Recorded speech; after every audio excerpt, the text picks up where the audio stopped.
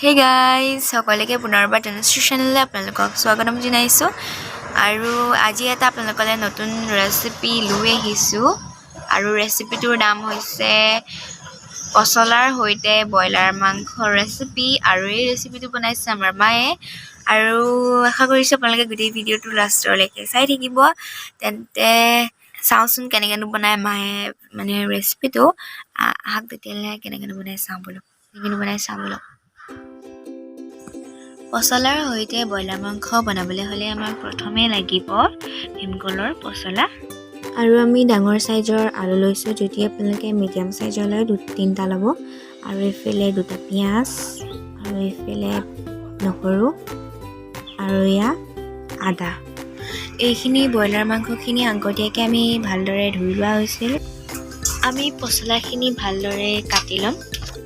আমি কটাৰীয়েটো মিহি কৰিব নোৱাৰিম সেইটো কাৰণে এটা গ্লাছ লৈছোঁ ধাৰ থকা গ্লাছ সেইটোৱে আমি খুন্দি লৈছোঁ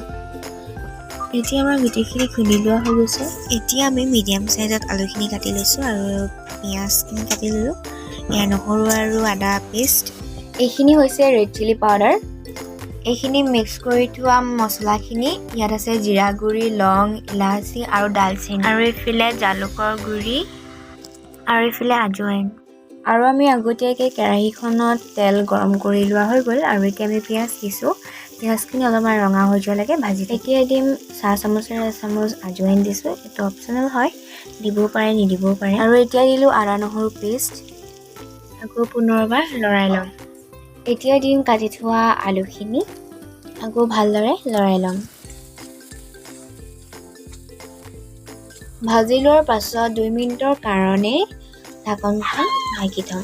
আৰু এতিয়া আমি ঢাকনখন খুলি চাইছোঁ যে আমাৰ অলপ ব্ৰাউন হ'বলৈ ধৰিলে আৰু এতিয়া আমি মাংসখিনি দি দিছোঁ আৰু আপোনালোকে চাগে শুনিছে জোজোৰ মাত ইমান চিঞৰে সি যেতিয়া আমি মাংস বা যিকোনো নবনাওঁ সি বহুত চিঞৰে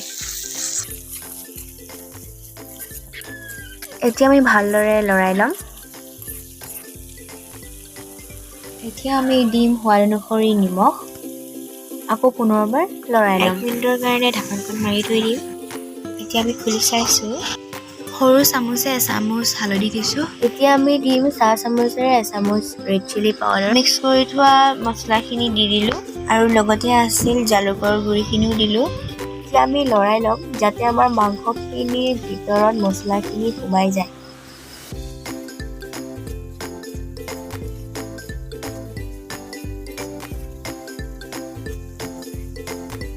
এতিয়া আমাৰ মাংসখিনি ভজা হৈ গৈছে আৰু এতিয়া আমি দিম পচলা আৰু ব্ৰইলাৰ মাংসখিনি ভালদৰে লৰাই লৈছোঁ এতিয়া আমি গেছটো চিমত ৰাখি অলপমান দেৰিলৈকে ঢাকনখন মাৰি থ'ম এতিয়া আমি অলপ দেৰিৰ পিছত চাইছোঁ আমাৰ মাংস আৰু পচলাখিনি ধুনীয়াকৈ সিজি গ'ল আৰু লাষ্টত দিছোঁ 2টা ৰঙা জলকীয়া আকৌ পুনৰবাৰ লৰাই ল'ম এই ৰেচিপিটো বহুত চিম্পল হয় আপোনালোকে নিশ্চয় ট্ৰাই কৰি চাব আৰু কেনেকুৱা হৈছে আপোনালোকে কমেণ্ট ছেকশ্যনত প্লিজ জনাব আৰু আজিৰ ভিডিঅ'টো মই ইমানতে সামৰণি মাৰিছোঁ আৰু কেনেকুৱা পালে আপোনালোকে ৰেচিপিটো চাই আৰু নিশ্চয় আপোনালোকে এই ৰেচিপিটো ট্ৰাই কৰিব আৰু বহুত চিম্পল হয় বনাবলৈ ইমান দেৰি নালাগে আৰু আপোনালোকক এটা কথা কওঁ আমাৰ ওচৰৰে এগৰাকী বৰমা হৈছে আমাৰ তেওঁলোকৰ ঘৰতে ভাড়া ঘৰ আছে তাৰে ঘৰত জুই লাগি গৈছিলে দেৱালী দিনাখন তাৰপিছত আমি ভাবিছিলোঁ কেনেকৈ বা লাগিলে আমি গম নাপাওঁ আমি দেৱালী দিনাখন সন্ধিয়ালৈকে আমি তেতিয়ালৈকে গম নাপাওঁ আপোনাৰ 6:30 মানৰ বজাত লাগিছে চাগে দেই জুইৰ পৰা তাৰপিছত আমি তেতিয়ালৈকে গমেই নাপাওঁ যে এই জুই লাগিছে বুলি তাৰপিছত দেউতাৰ পৰা আমালৈ ফোন কৰিলে যে জুই লাগিছে বুলি তাৰপিছত আমি দৌৰাদৌৰিকৈ ওলালোঁ চালোঁগৈ যে ফায়াৰ ব্ৰিগেড আহিছিলে ফায়াৰ ব্ৰিগেড আহি পালেহি তাৰপিছত জুই নুমালেগৈ আৰু লাহে লাহে আমি ভাবিছিলোঁ চাগে চিলিণ্ডাৰটো বাৰ্ষ্ট হৈ গ'ল আৰু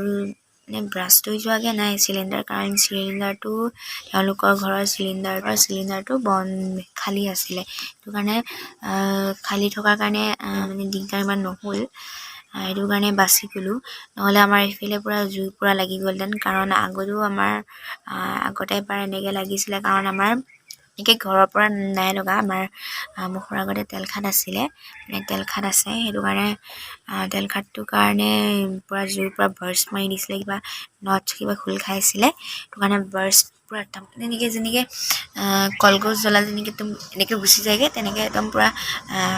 একদম ফাষ্ট ফুচকৈ মাৰি দিলে কাৰণে মই ভয় খালোঁ। তেতিয়া মই বহুত সৰু আছিলোঁ, ইমান ডাঙৰ নাছিলোঁ। তেতিয়া মানে মই এটা দুটা কথা বুজি পাওঁ আৰু তেতিয়াই মানে সেইটো হৈছিলে আৰু সেইটো কাৰণে আমাৰ ভয় লাগি থাকে জুইৰ লগত। আৰু সেইকাৰণে আমাৰ ইয়াৰ মানুহখিনি বহুত সাৱধান হ'ব লাগে এই জুইৰ বা এই ফটকা মানে যোনবিলাক বম চম কাৰণে। আৰু সেইদিনাখনেই আকৌ এটা ঘটনা হ'ল, আমাৰ জুজুৱে এটা মানে আমাক পূৰা হাইৰাণ কৰি দিছিলে, কাৰণ আমাৰ দেউতাই পূৰা বম ফুটাইছিলে। সেইটো কাৰণে সেই ভয় খাই ক'ৰবাত সোমাই গৈছিলে। তাৰপিছত আমি বিচাৰি ফুৰিছোঁ, বায়ে মই বিচাৰি ফুৰিছোঁ, তাই নাই ক'তোৱে নাই পোৱা। তাৰপিছত মায়ে ভিতৰত বিচাৰিলে, ভিতৰতো নাপালে। তাৰপিছত মায়ে পাকঘৰলৈ আহি পিনে চালে যে ফ্ৰিজৰ যোনটো তলত যোনটো মানে খাপ থাকে, সেই খাপ মানে যোনখন অকণমান খালী ঠাই থাকে নহয়, সেই তাত সোমাই গৈছিলে তাত সোমাই গৈ তাত জোপোক খাই পূৰা বহি আছিলে। আৰু তেতিয়ালৈকে আমি গম পোৱা নাই যে তাত বহি আছিলে। তাৰপিছত মায়ে মাতাৰ কাৰণে অকণমান গাটো লৰাই দিয়াৰ কাৰণে মায়ে গম পাই গ'ল যে তাতে বহি আছে বুলি। মায়ে চালে যে তাতে আছে। তাৰপিছত আমাক মাতি দিলে আৰু আমি আহিলোঁ। তাতো এনিমেলছ থাকিলে বা ঘৰতে নাথাকোঁ যা লাগিলে বাহিৰত ঘূৰি ফুৰা এনিমেলছ থাকিলেও, যোনবিলাক ষ্ট্ৰীট ডগবিলাক, ডগ বুলি নহয়, যোনবিলাক এনিমেলছ থাকে বাহিৰত,